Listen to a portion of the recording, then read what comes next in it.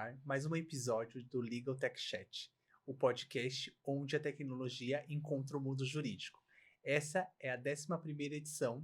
Eu sou o Alex, coordenador de CS na Datalore, e no episódio de hoje a conversa promete. Vamos falar sobre inovação, desafios, transformação digital no setor jurídico corporativo. Nosso convidado de hoje é gerente jurídico da AMS, uma das maiores indústrias farmacêuticas do país. Ele vai compartilhar um pouco da sua experiência frente a um dos departamentos jurídicos mais estratégicos do setor. Ele é o Rafael Rinaldi. E para enriquecer ainda mais esse papo, temos também a presença do Caio Santos, CEO da Datalore, referência quando o assunto é jurimetria, dados e inteligência aplicada ao direito. Então, já se prepara, porque o bate-papo de hoje está imperdível. Bom, vamos lá, pessoal. Primeiro, obrigado pela oportunidade, pelo convite de vir aqui fazer esse bate-papo com vocês. Muito feliz da minha parte de ter a honra de estar num podcast tão importante como é o da Legal Tech Chat, né? Eu sou ouvinte, participo bastante, né? Então, quando o Alex me ligou e me fez o convite, fiquei bastante honrado, principalmente pelo portfólio de profissionais que já passaram aqui, né? Então, agradeço bastante pela oportunidade. Bom, Rafael, ele é um profissional aí que já tem mais de 20 anos no mercado jurídico, né?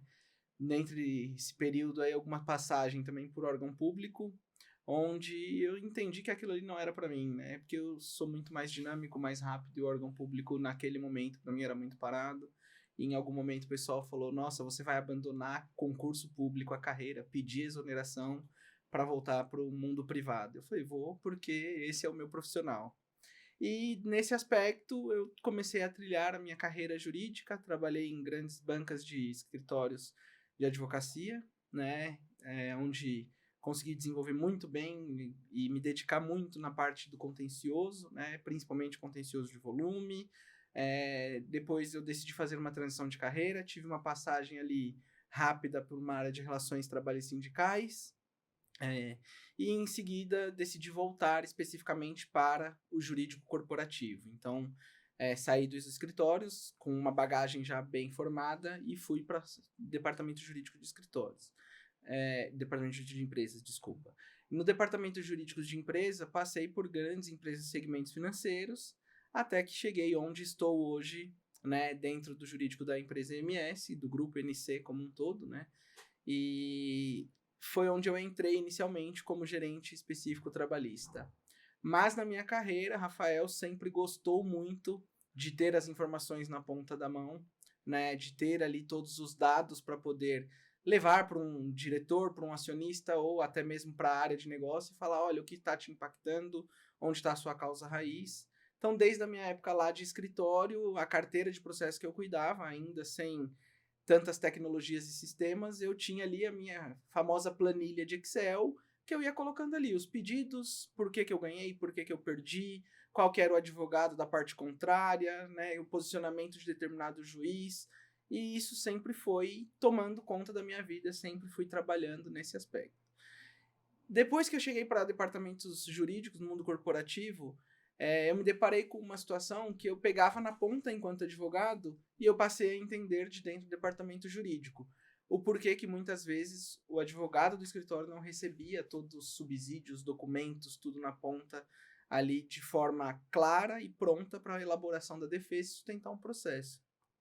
E nisso eu comecei a sempre ter uma visão focada ali em esteiras, né, de documentos. Então, causas, vamos padronizar quais são as causas e dentro disso pegar ali uma esteira automática que não dependa tanto de uma ação de alguém especificamente, mas que sim seja uma rotina mais prática e fluida.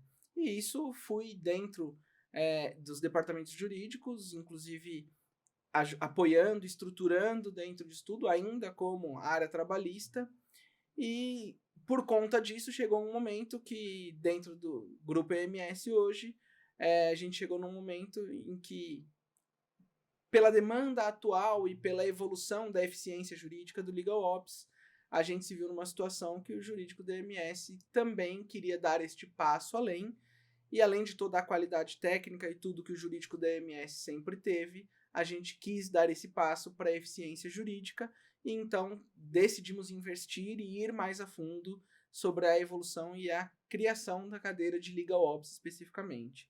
E como eu mencionei, dentro dessa experiência, como eu sempre gostei de números, de melhorias e de esteiras de processo, foi onde surgiu a oportunidade e eu acabei também abraçando esta oportunidade e assumindo ali a frente de Legal Ops dentro do Grupo MS.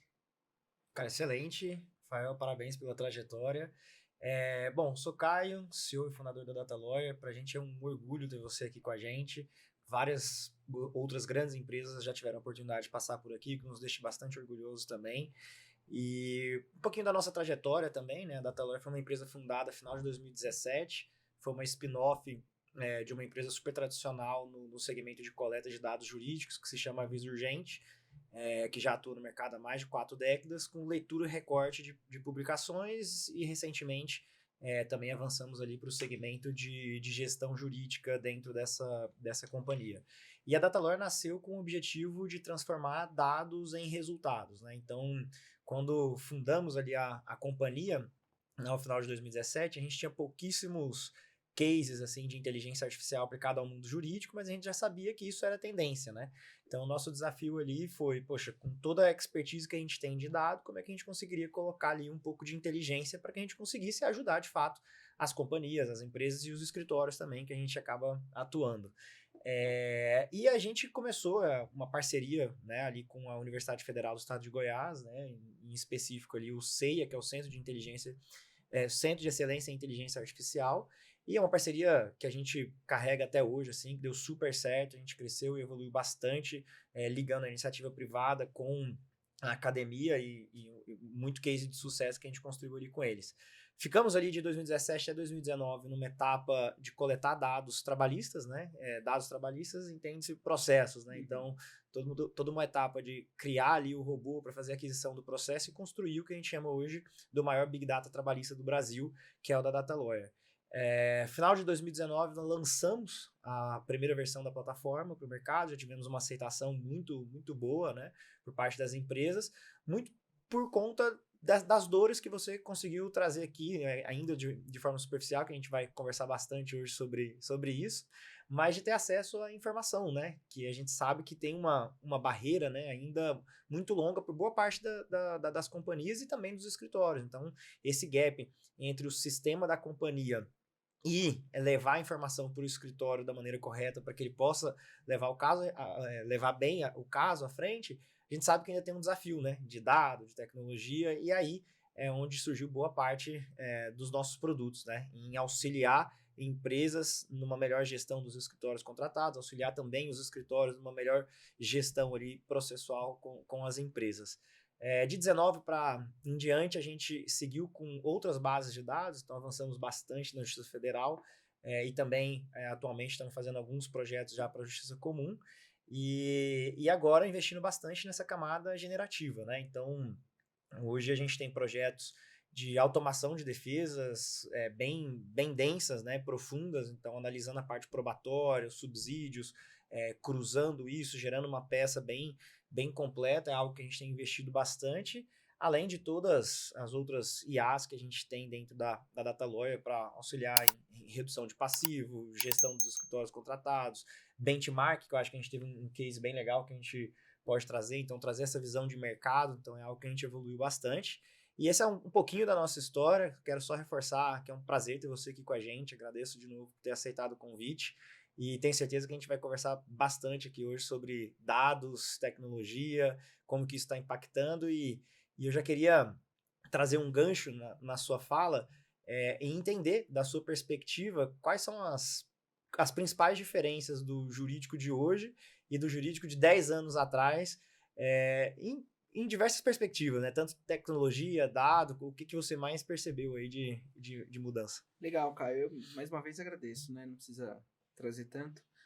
Mas eu acho que o ponto principal aqui do jurídico de antigamente para o jurídico de hoje em dia é que o advogado, o jurista que está ali, ele não está mais só aplicando a lei. Ele está literalmente imerso tanto no negócio que ele atua, quanto também nas tecnologias e ferramentas atuais. E Data Lawyer é um grande exemplo disso. Eu sou usuário da Data Lawyer assíduo, né? Agradeço até o Alex, porque ele sempre nos dá todo o suporte ali.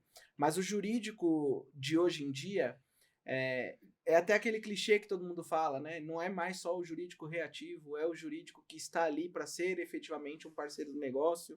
E eu acho que isso é a maior premissa que a gente pode adotar, porque hoje o jurídico que não consegue enxergar o impacto do que ele está tomando de decisão no negócio em si, ele não é um parceiro, não está ali junto da BU, apoiando desde o início da concepção de um projeto, ou, por exemplo, de uma negociação de um novo contrato que vai surgir, ou de uma definição de uma nova estratégia que vai surgir, ele não está agregando para o resultado final da companhia.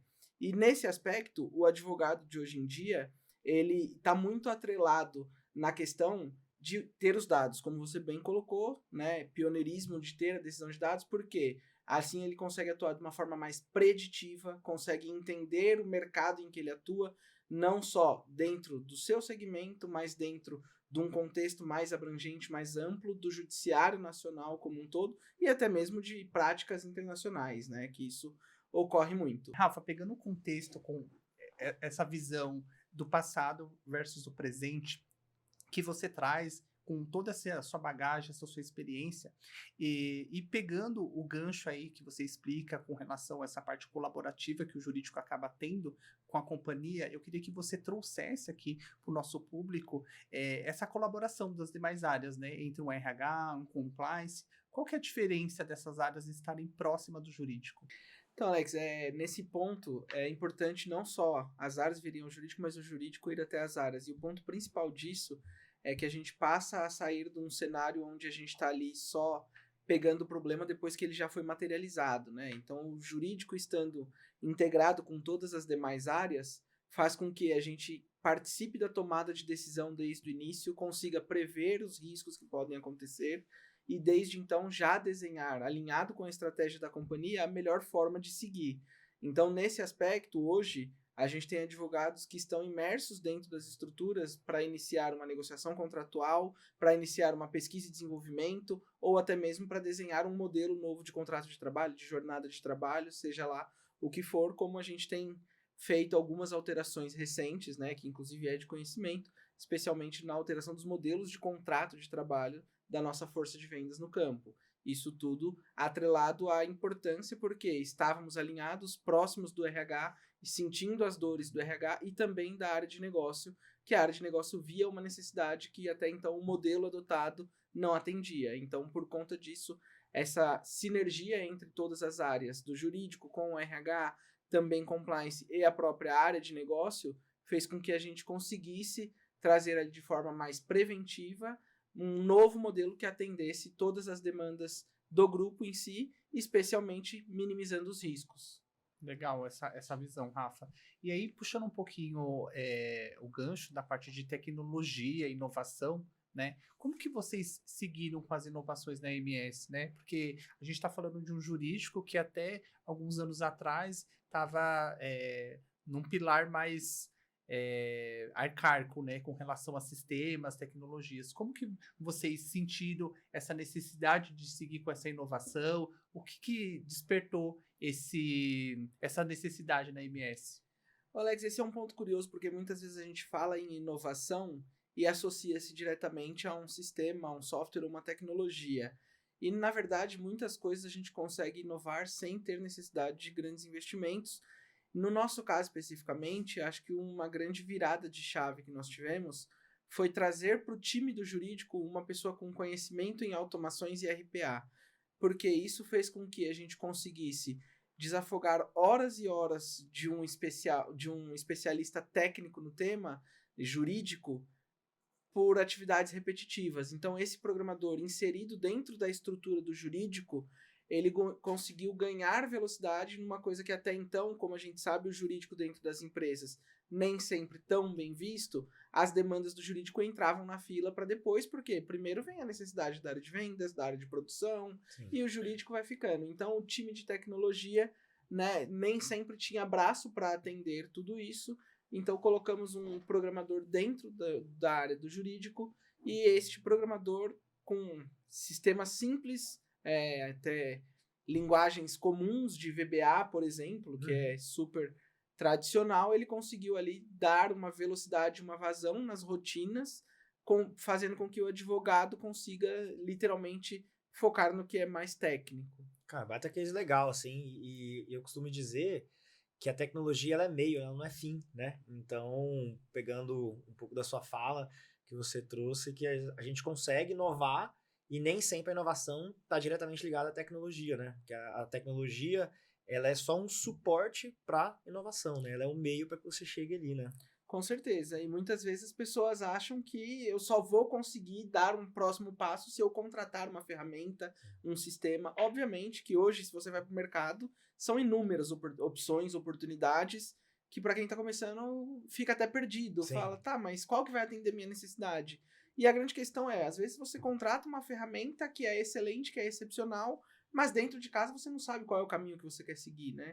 Então, muitas vezes a ferramenta que você já tem, que é uma ferramenta que talvez tenha um básico, não está sendo utilizado da forma devida. Então, uma melhoria contínua de processo para que você utilize o que já tem de forma satisfatória pode agregar bastante. E o aspecto cultural também, né? Eu falo até por experiência em Data Lawyer, né? Quando, no início, a gente, né, no segmento de tecnologia, uma empresa de tecnologia, né, voltada para a área jurídica, mas a gente utiliza outros sistemas, né? Sistemas para marketing, sistemas para vendas, relacionamento com o cliente, prospecção.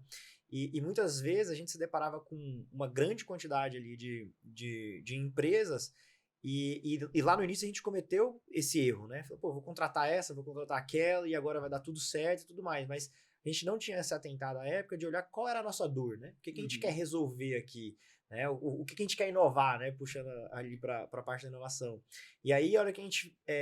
qual foi a consequência disso, né? Diversas plataformas, custo, né? A gente contratou muita plataforma que a gente não usou 5, 10% que a plataforma tinha para oferecer. A hora que a gente percebeu isso, a gente, né, fez um repaginamento em toda a estratégia, cancelamos as que não faziam sentido ali, ou as que a gente não estava preparado para utilizar naquele momento, e focamos nas dores, né? Falou, pô, agora a gente vai resolver o problema de marketing. Então vamos trazer uma plataforma de marketing, vamos engajar, vamos trazer o aspecto cultural, vamos trazer o time para dentro, né? E eu acho que o jurídico hoje ele vive um momento assim, né? O Alex fez um gancho importante aqui, que o jurídico talvez tenha sido a fatia da economia que tenha demorado um pouco mais nesse processo de transformação digital, né? Se a gente fazer um comparativo ali com o mercado financeiro, fintech, a própria área da saúde, acho que o jurídico demorou um pouquinho mais, mas agora entrou com tudo, né? E aí eu quero aproveitar até para entender como que é esse processo, né, de tomada de decisão, porque são tantas opções, né, são tantas empresas, vocês também estão num momento parecido assim, de entender para dentro de casa qual é a minha dor, o que eu preciso resolver, para depois olhar as opções. Como é que tem sido essa jornada de vocês? Com certeza, Caio. Acho que o ponto principal aqui é, dentro de tudo isso, a gente ter uma governança e uma gestão da mudança, né? Porque, Legal. como você bem colocou, às vezes sai se contratando qualquer sistema, qualquer plataforma, porque você acha que você vai inovar dessa forma, mas você não tem uma gestão da mudança e o time que está lá operando, seja seu time interno, seja o escritório externo, não está habituado e não compra essa nova necessidade, essa nova implementação. A ideia, então, né? a ideia em si não vai para frente justamente por conta da gestão da mudança.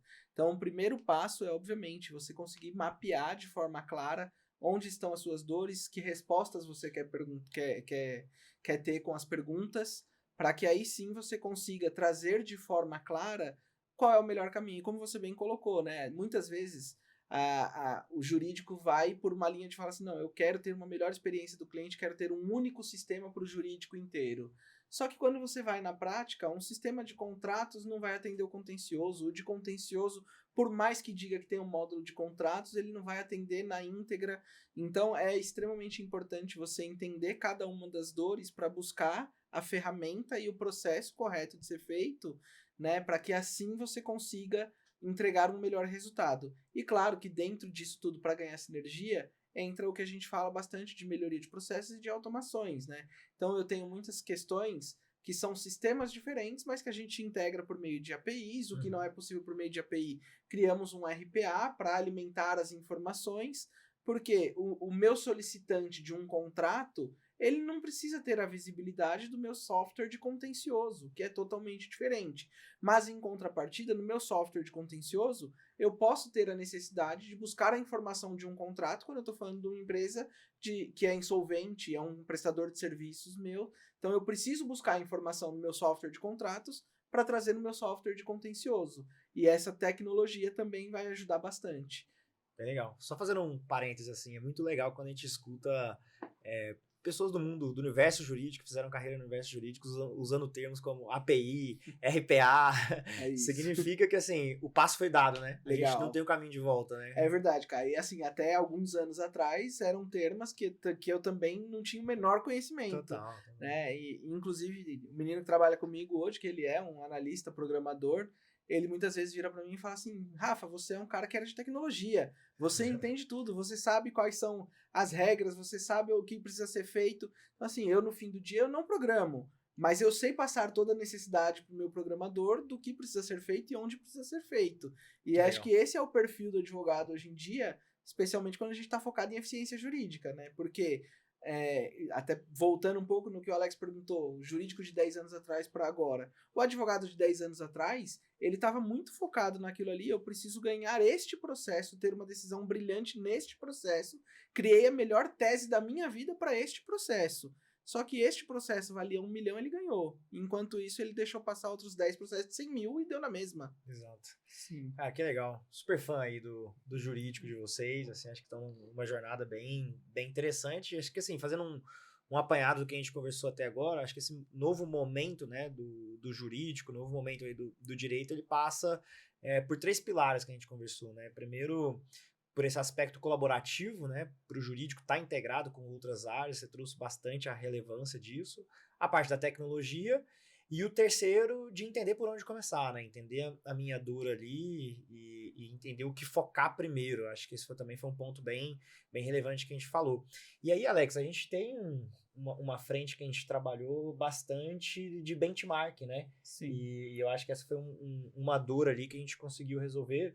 Fala um pouquinho pra gente desse case aí e como é que foi essa jornada junto com a ANS. Na verdade, a ANS a gente está fazendo um trabalho ainda em construção, né, desse processo com relação a entender o comportamento processual dos principais concorrentes, né? E essa era uma visibilidade que vocês não tinham, e aí a plataforma acabou proporcionando isso, trazendo essa visibilidade, porque hoje a gente tem mapeado 100% a esfera trabalhista, e durante as nossas reuniões de trabalho, né, a gente fez uma apresentação para vocês, a qual gerou um impacto, né, por conta dos dados ali, e vocês conseguiram buscar, né, e ter muitos insights bacanas. E aí, pegando um gancho dessa parte de dados, de tecnologia, hoje, como que a ANS está trabalhando nessa parte de dados, Rafa? Porque pegando todo o seu histórico profissional, você falando que era um advogado voltado a dados ali, desde uma planilha de Excel, hoje de uma forma mais estruturada, com a tecnologia aliando aí o seu dia a dia e a sua equipe. Como que você tem trabalhado para poder trazer esses resultados para a companhia? Bacana, é legal vocês terem tocado nesse ponto, porque esse case que o Alex ajudou a gente a construir, ele foi bastante importante, né? Inclusive, o Alex é muito parceiro, então a gente aproveitar o elogio aqui, porque toda vez que a gente tem uma necessidade, uma dor, o Alex, ele entende a nossa dor e ele, como se fosse parte do nosso jurídico também, ajuda a gente a desenvolver. E muitas vezes, quando a gente busca esses benchmarks, que hoje é muito mais fácil, principalmente com a base aberta que vocês possuem, com grande Big Data, é uma questão que não é porque eu estou querendo pegar o que o meu colega, o meu concorrente está fazendo de boa prática ou não, absolutamente. Mas também porque eu quero entender o judiciário e a parte contrária também o que eu tenho. Então, com base nesses estudos, a gente conseguiu chegar num conceito de que a indústria farmacêutica sofre muito com uma litigância predatória. Então, a gente conseguiu mapear que os mesmos advogados que entram com diversas ações contra o grupo, entram contra os nossos concorrentes também. E por meio dessas pesquisas, dessas bases comparativas que utilizamos, a gente conseguiu inclusive chegar a pontos de descobrir que temos trocas de testemunhas entre empresas, uma troca de favores triangular. Então, a ferramenta de vocês nos deu essa visibilidade e conseguiu fazer com que a gente tenha uma nova tese combatendo a litigância predatória e, com isso, fazendo estudos econômicos do impacto dessa litigância predatória dentro do segmento em si, né? Com base nisso, a gente conseguiu ir a judiciários, como, por exemplo, fomos até o Tribunal da 4ª Região no Rio Grande do Sul, para demonstrar isso com números, e não basicamente só com aquele achismo do advogado. Eu acho que está chegando bastante ação do Dr. Zezinho, mas quanto que está chegando mesmo? Vamos olhar. E aí vamos olhar se o Dr. Zezinho também está no concorrente. Quando olhamos por meio desses comparativos, descobrimos inclusive que uma política de trabalho nossa estava sendo juntada num processo da concorrência e vice-versa. Então isso fez com que a gente desse insumos também para o nosso escritório de advocacia, que é responsável por elaborar a defesa, que aprofunde a tese, consiga impugnar de forma mais clara, tudo isso baseado nos dados que são muito o que é o ouro de hoje em dia, né? O jurídico hoje petróleo, está muito nesse... o novo petróleo, são os dados, e a gente conseguiu utilizar isso para cases internos, de melhorar as nossas teses de defesas, de buscar oportunidades e até achar ferramentas e dados para que efetivamente a gente consiga combater uma litigância predatória. Até porque, como você atua na posição estratégica, né? Você tem uma equipe tática ali que está nas audiências, né, com os apoios dos escritórios. Você tendo essa visão acaba sendo muito eficaz, porque é uma informação de ponta que você já consegue ter e dá um direcionamento para a sua equipe, né, para que eles sigam o melhor caminho ali em prol daquela tese, daquele desfecho processual. É bacana você trazer essa visibilidade. E entender também que um projeto ele não é só tecnologia, né? Então, assim, por mais que a Data Lawyer tenha ajudado na estruturação, na organização dessas informações, o papel humano ele é fundamental, né? De analisar o dado, de entender se de fato é uma testemunha profissional ou não, analisar juridicamente os aspectos ali dos processos para entender se de fato aquele advogado ele está cometendo ou não uma litigância predatória. Então, esse peso humano, né? Por que eu estou trazendo isso? Porque hoje muito se fala, né, do impacto da tecnologia no mundo jurídico, principalmente com o boom de Gen AI, né, inteligência artificial generativa, mas a gente que está no dia a dia, né, na prática, a gente vê que o papel do advogado ele é fundamental para tudo. Então, assim, vocês só tiveram esse case, né, que você trouxe, inclusive no 4ª Região, né, através do papel humano, né? Então, assim, a tecnologia ela trouxe aquele suporte, ela foi importante, mas é um projeto de início, meio e fim, né? Que a tecnologia, voltando, né? Ela foi um meio para que vocês chegassem naquela análise e tivessem aquele case, né? Com certeza, Caio. A tecnologia sempre será o meio, e o ponto principal que eu falo hoje em dia, um advogado ele precisa conhecer de matemática, de dados estatísticos, de ler tendências, porque a gente já teve experiências de que a gente fez um melhor BI lindo, maravilhoso, mas só que se eu não tenho na outra ponta uma pessoa que vai saber interpretar a leitura desses dados, ele não vai conseguir tirar insight nenhum. Então, obviamente que, por mais que a ferramenta nos entregue, que o sistema nos entregue, seja qual for, os dados ali de uma forma clara, se eu não souber interpretar ele, eu não vou conseguir tirar um insight. Eu só vou ver ali, legal, tem bastante processo, mas o que isso significa, né? Então, bastante processo onde, como, do que, por quê, esses são os pontos principais. E aí, obviamente, né, dentro da IA generativa que temos hoje, certamente pode ter uma IA que vai trazer para a gente já com todos esses dados, mas se ainda assim eu não tiver uma pessoa humana por trás para ali avaliar, interpretar e entender o melhor caminho a seguir, a gente vai continuar vendido como o jurídico era 10 anos atrás. Com certeza. E a gente tem bastante ouvinte que está iniciando a carreira, estudante. A gente também tem um público que acompanha de diversos departamentos, né? Então, a gente tem departamentos que estão mais estruturados, como vocês estão, né? Que já fazem uso de tecnologia, já tem bastante case legal, que já estão numa camada de qualificação, estruturação melhor. E a gente tem departamentos que ainda estão iniciando em toda essa jornada de legal ops, de entender as dores e tudo mais. E aí pegando, né, esse público, né, tanto o estudante quanto esses departamentos que estão começando, se a gente pudesse elencar aí três itens assim que você acha fundamental assim para o crescimento de uma carreira, para esse nível que vocês chegaram na MS. Legal, Caio. É sempre um desafio, mas eu acho que 3 pontos principais que a gente pode trazer aqui O primeiro é o advogado enxergar que ele não é só advogado. Ele se enxergar no meio como sendo um profissional multidisciplinar que entende do negócio, que entende dos dados, que entende de tecnologia, que vai saber o que é uma API, um RPA, como a gente brincou aqui há pouco. Mas, além disso, também, um segundo pilar que é extremamente importante é ter uma gestão de mudança. Eu acho que isso é um ponto principal, porque falamos, eu posso contratar o melhor sistema, o melhor software, mas se as pessoas que vão alimentar esse sistema, esse software, que vão consumir as informações do sistema ou do software também não estiverem preparadas, a gente vai continuar tendo um profissional que está ali preocupado só em uma tese de um processo específico. E o terceiro ponto, que eu acho que é bastante relevante também, é não acreditar que só o advogado sozinho vai construir. É uma equipe multidisciplinar em si. Cada advogado pode ser Legal Ops, todo mundo tem um pouquinho de Legal Ops, e eu falo isso porque dentro da atividade de cada pessoa, cada um pode levantar a mão e falar, olha, eu vislumbro uma possibilidade de melhorar a minha rotina aqui, eu acho que esta minha rotina é diferente, é difícil, nesta minha rotina eu tomo muito tempo para fazer a mesma coisa, então acho que esse é um aspecto importante. E para a gente começar a dar o primeiro passo, eu acho que a gente tem hoje muitas ferramentas, muita informação acima de tudo. Esse nosso podcast é um grande exemplo disso. Falo porque sou ouvinte antes de estar aqui, como já mencionei, e ele nos dá bastante insights. Hoje a gente tem benchmarks abertos, então pessoas falando a todo momento sobre eficiência jurídica, né?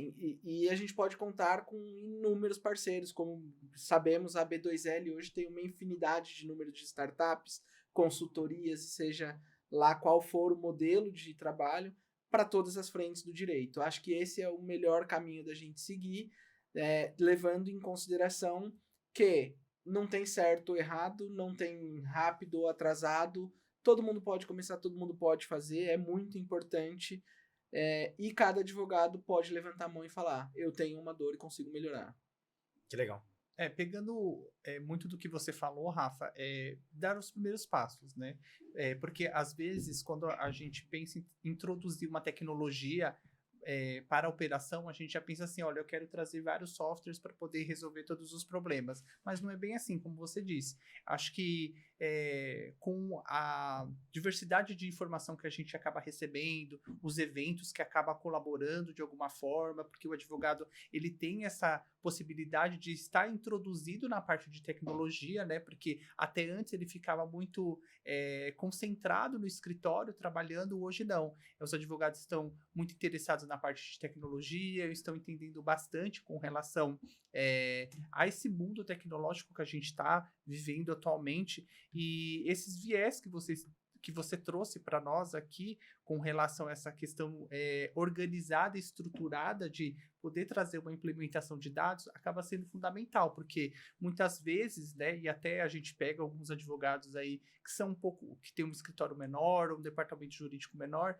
eles pensam que a tecnologia vai resolver todos os problemas, mas o advogado ele vai ter que estar ali fazendo essa gestão dessas tecnologias, trazendo esse engajamento para a equipe, né? E aí eu queria que você trouxesse aqui para nós como que foi essa parte do Rafael mesmo, Rafael Rinaldi, ajudar a sua equipe a introduzi-los na tecnologia, porque esse é um desafio muito que a gente acaba ouvindo muito do mercado. Não, com certeza, Alex. Esse é sempre um desafio, principalmente porque em alguns momentos a gente tem aquela famosa prática que nos sabota em alguns momentos de, cara, mas eu faço assim e funciona, por que eu preciso mudar? Né? E isso parte de nós, parte do Rafael. O Rafael em algum momento pensou assim também, até conseguir enxergar o valor agregado que isso tem. Então, obviamente, não adianta eu ter um melhor software jurídico se no fim do dia eu uso ele só para preencher os campos de capa do processo. Não adianta eu ter um melhor software que tenha ali todos os fluxos de workflow, que eu consigo fazer tudo via sistema, que eu tenha um GED integrado, mas ao mesmo tempo eu continuo salvando meus arquivos na minha pasta de rede da companhia. Então, acho que o principal ponto, o Rafael sofreu bastante com isso também, até entender o valor agregado que isso tem. Então, a partir do momento que você pega e fala assim, poxa, Agora eu estou com os meus arquivos todos no GED do sistema, eu consigo abrir ele pelo celular de qualquer lugar onde eu estou, não preciso estar lá dentro da empresa com o meu computador da empresa ou conectado numa VPN. Isso já agrega valor e faz com que na ponta, se eu for acompanhar uma audiência em qualquer lugar do Brasil, eu consiga abrir na hora e saber o que eu tenho de documento interno sobre esse caso, o que eu tenho de aprovações, o que eu não tenho. Então, eu coloco tudo isso como um valor agregado. A partir do momento que a gente enxerga esse valor agregado e começa a mostrar para a equipe esse valor agregado, a pessoa consegue entender e absorver melhor o uso disso. Por quê? No fim do dia, se a pessoa está fazendo algo que ela não entende o propósito do porquê está fazendo, a tendência dela se auto-sabotar e deixar aquilo de lado é muito grande. Então, até pegando o exemplo de pequenos escritórios, como você bem mencionou, não adianta. Se o advogado tem ali todo um software, tudo aquilo, mas ele não enxerga o valor e para ele prefere continuar fazendo lá a leitura do diário oficial dele, cumprir o prazo e está tudo bem. Então, acho que o grande desafio, e o Rafael passou muito por isso, que é parar de se auto-sabotar e enxergar o valor das pequenas entregas. Porque muitas vezes a gente pensa no grande, mas se eu não der um primeiro passo, eu não vou conseguir alcançar. E muitas vezes, o Rafael, em alguns momentos, o Rafael de 1 ano atrás, ele se frustrava por falar assim, nossa, mas eu pensei nisso grande. Hoje o Rafael, ele fala assim, nossa, eu dei esse passo. Então, um degrau eu vou entregar, mas esse degrau ele tem valor. Então, a gente sempre olha por aquele aspecto do que o que eu tenho menos esforço e maior resultado. E aí a gente vai dando os passos até para eu chegar naquele que eu tenho maior esforço e o resultado nem tão grande. Olha, você que está com uma operação pequena, são vários insights que está sendo trazidos aqui nesse podcast, né, com o enriquecimento aí da experiência, da expertise do Rafael Rinaldi, né, acho que vocês têm que pegar nota sobre todos esses insights. Não, só ia trazer uma frase, né, step by step, né, então É isso. É passo a passo, entender onde a gente quer chegar, entender a dor ali, como solucionar, e entender que o projeto ele passa pela tecnologia, mas o aspecto cultural, o engajamento dos envolvidos ele é muito grande para que a gente consiga chegar do outro lado. E até uma frase, né, que fala assim, pô, o advogado ele não vai ser substituído pela inteligência artificial, mas ele vai ser substituído por outros advogados que utilizam a inteligência artificial. Então, Com certeza. contextualiza um pouco disso, né? É isso, com certeza. Porque hoje em dia, o principal diferencial de um advogado é saber o que é um prompt, né? Uhum. Tem advogado hoje em dia que ainda não sabe. Tem advogado que hoje em dia nunca entrou num chat GPT da vida, num Copilot, num Gemini. Isso é um grande diferencial, né? Então, o advogado hoje, ele jamais será substituído, né? Por trás de todo sistema, toda inteligência, tem um humano para operar e é esse o ponto. Um degrau de cada vez, um passo de cada vez e a gente vai longe. E o futuro? Onde você acha que a gente pode chegar aí com tudo que você tem visto, né? Você que, pô, pelo nosso bate-papo aqui, dá pra entender, né? O tanto que você acompanha, quanto que você tá bem por dentro aí de todo o impacto da tecnologia. Então, o que você enxerga, assim, pros próximos 5 anos? Sei que é uma pergunta difícil, sei que é um desafio, porque nem a gente sabe, né? É isso. É uma pergunta bastante difícil, Caio, mas eu acho que o ponto principal é o futuro é infinito. Quando a gente fala do viés de tecnologia jurídica, de inteligência artificial, de automatizações, de robotização, de tudo, eu acho que é um futuro indefinido, né? Ele é infinito, porque é uma gama de oportunidades e cada vez que você descobre que você dá um passo, você vai ver que tem outra oportunidade. E eu tiro isso dos insights, né? Às vezes a gente começa analisando um dado sobre um viés. Então, por exemplo, eu quero saber qual é a área que eu tenho mais processos. Esse é o primeiro insight. Aí a hora que você olha, você fala assim, tá bom, mas dentro dessa área, qual é o cargo? E aí você vai sempre dando um passo a mais, dando um passo a mais. Eu acho que no futuro do direito, na tecnologia, na eficiência que estamos hoje, é da mesma forma. A gente vai chegar num nível que a gente hoje acha que seria uma excelência, quando a gente alcançar, a gente vai ver que é um primeiro passo e que vai surgir uma coisa nova e todo mundo sempre engajado em buscar essa melhoria. E a tecnologia está aí nos mostrando cada dia mais. Construção, né? Acho que a gente está construindo o futuro. A gente estava até falando em off aqui, né? Eu tive oportunidade de acompanhar o Brasil at Silicon Valley, né? Aconteceu na Califórnia, no primeiro... março, abril, alguma coisa perto disso. E, enfim, o mercado ele tá meio estranho, né? A gente tem a taxa Selic a 15%, a gente tem o aspecto político impactando bastante, assim, e só que a opinião dos investidores para o universo jurídico ela é diferente, né? Então o jurídico ele está indo contra a maré, no sentido que o jurídico se tornou sexy, né? Então, para os investidores, o que isso significa na prática? Que, cara, novas soluções vão surgir, soluções já existentes vão acelerar cada vez mais as suas features, né? As suas funcionalidades, que naturalmente vão trazer impacto para o cenário jurídico, e é gostoso participar disso, né? Eu acho que daqui a 5 anos, 10 anos, você fala de 10 anos nesse momento que a gente está, é muito distante. Eu acho que daqui a 3, 5 anos a gente vai olhar para trás e falar, pô, eu ajudei a construir essa história, né? Seja nossa aqui, né, do lado de fornecedor de tecnologia, de entender as dores e de criar soluções, seja do lado de vocês também trazendo as dores, inovando e mudando, né? Mudando o jogo, né? Então eu vejo, e quem ganha é a sociedade como um todo, né? Um jurídico mais ágil, mais transparente. Então a gente fala bastante sobre transparência aqui na Datalawyer, né? O tanto que ter o acesso ao dado, a prática de jurimetria, o quanto que ela impacta na transparência e nos resultados financeiros para as companhias. Então, eu particularmente, né, sei que a gente já está caminhando aí para o final do nosso bate-papo, que eu queria reforçar isso, né? Que eu acho que o futuro a gente está construindo, né? Como você bem disse, e que é muito gostoso participar disso, dessa construção, com bons parceiros como vocês, como todos os nossos clientes também da Datalawyer, como os ouvintes hoje que estão iniciando essa jornada, e dizer que tem muita coisa legal para acontecer, que a gente está criando essa pauta, criando essa agenda, e estamos bem ansiosos aí para os próximos anos, que tenho certeza que serão bem movimentados, né? Com certeza, o jurídico continua assim e cada vez mais sendo desejado por investidores, né? Porque é isso, é uma infinidade de oportunidades, e onde tem conflito tem oportunidade, né? E onde tem bastante conflito é no mundo jurídico, no universo jurídico.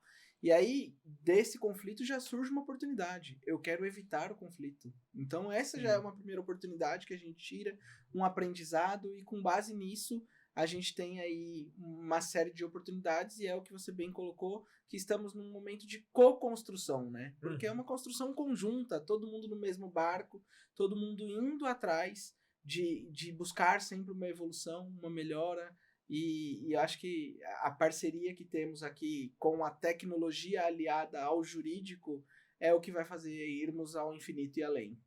Excelente. Legal, pessoal. Eu disse para vocês que ia ser incrível esse podcast, né, com a participação aqui do Rafael Rinaldi. Eu gostaria de agradecer a companhia de vocês, né?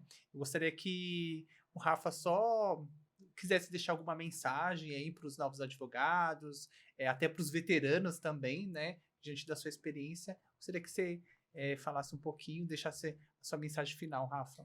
Bom, acho que antes da mensagem final, agradecer mais uma vez a oportunidade. Me sinto bastante privilegiado de fazer parte de um projeto tão bacana e que agrega tanto para o universo jurídico, para a eficiência jurídica, como é esse nosso podcast aqui.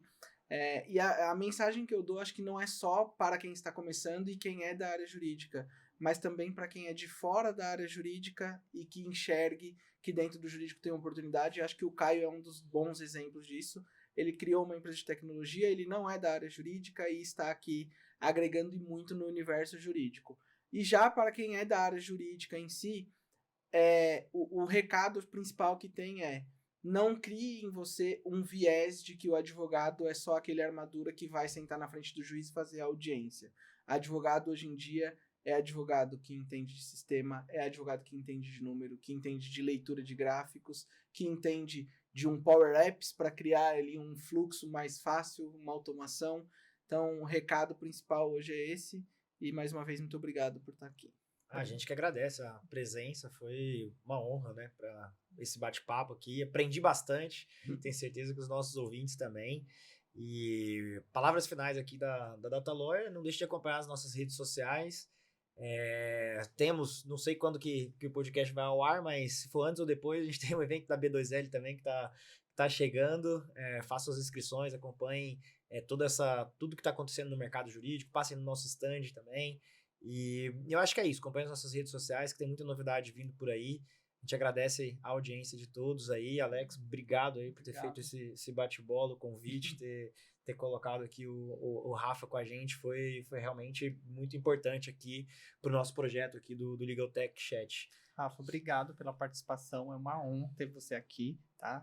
E pessoal, espero que vocês tenham curtido e peço que vocês deem um like e compartilhem para propagar esse podcast, essas informações, esses insights para outros advogados. Obrigado. Com certeza. E para quem quiser, minhas redes sociais estão abertas, LinkedIn, fiquem à vontade para trocas, né? Trazer ali experiências. Sou super aberto, aceito todo mundo, converso com todo mundo. E nos vemos lá no próximo evento da B2L. É isso. Obrigado, pessoal. Obrigado, pessoal.